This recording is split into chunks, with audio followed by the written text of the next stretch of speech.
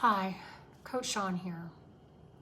If you're an alienated parent, you probably fantasize about the moment your child will come back. But here's the part nobody prepares you for. When they return, it can be messy and it can be confusing and it can be a test, because some returns aren't returns at all. They're access attempts.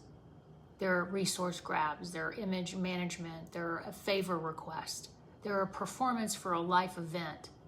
And if you open the door too fast, you can get hurt all over again.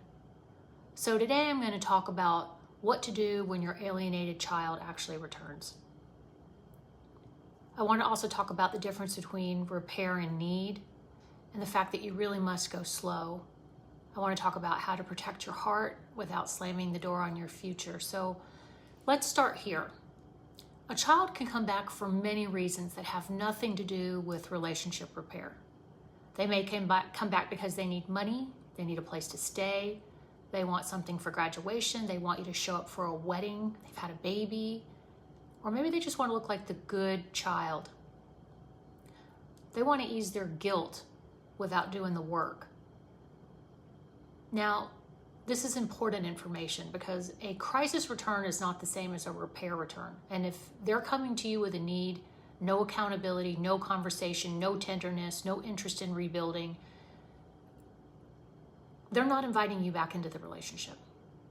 You're being invited back into a function or a role that benefits them. So what do you look for?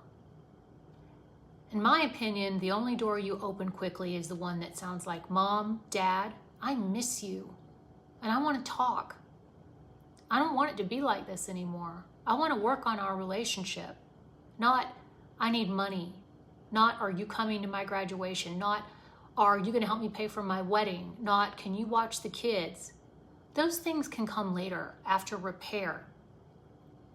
Because if you meet the crisis first, you teach them that they don't need to rebuild. They can just gain access.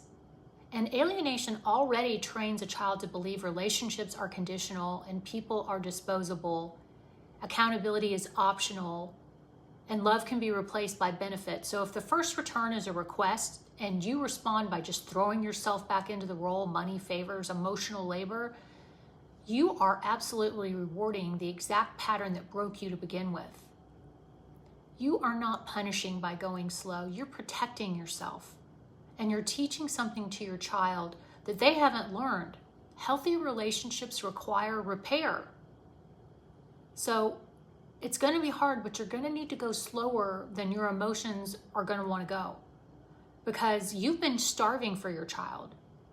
And you get one vulnerable text from them and it feels like a miracle.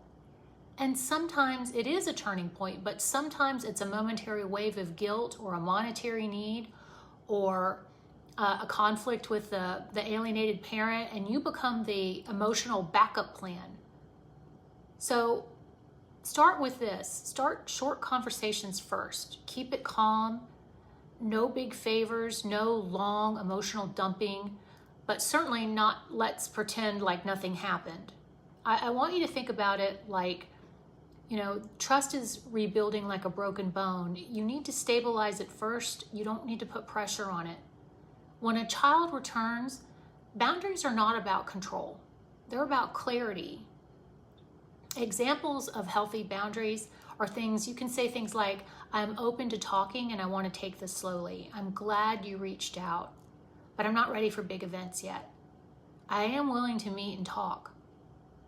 I'm open to rebuilding, but I'm not open to pretending like nothing happened. If you want a relationship with me, we'll need consistency on both sides. And here's the big one. Do not negotiate your dignity. You're not required to accept disrespect just because they came back. You are still their parent and they need to treat you like it. Some children are extremely conflict avoidant and they don't like feelings. They don't like hard conversations. They don't like accountability. They don't understand repair. And many alienated, aligned children, they are used to the avoidance system that the high conflict or controlling parent would initiate. Don't question, don't confront. Don't think too hard, don't rock the boat, just comply and stay comfortable. But most emotionally mature people who are growth oriented, they don't stay in conflict avoidance forever. They want a resolution. You want clarity. You want to put things to rest. So when your child returns, you need to ask yourself, are they capable of discomfort? Are they capable of truth? Are they capable of repair, not just contact? And you're going to have to pace it accordingly. Because a conflict avoidant child may return and expect, let's just be normal again without talking about anything. And that's a setup to get injured again. What repair looks like is a willingness to talk, a willingness to hear your feelings without shutting you down, taking responsibility for their behavior, even if it was influenced. And you're going to have to listen to their pain as well.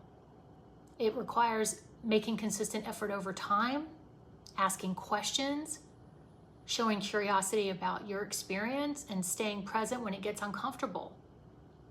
Repair does not look like, I don't want to talk about or rewrite the past. That's your problem. You're too intense. Why can't we just move on? I'm here now, so just be grateful. That is not repair. That's a demand. That is a non-negotiable. If you're the only one reaching out, initiating contact, sending holiday texts, asking to meet, carrying all the emotional labor, extending kindness with no return, then you're re-entering the old dynamic. You need a reciprocal return. You don't have to have constant texting, but some clear sign they are reaching out sometimes, that they can follow through, that they respond with care, they show up when they say they will, they acknowledge you. Because if they come back and you're still chasing them, that's not a reunion.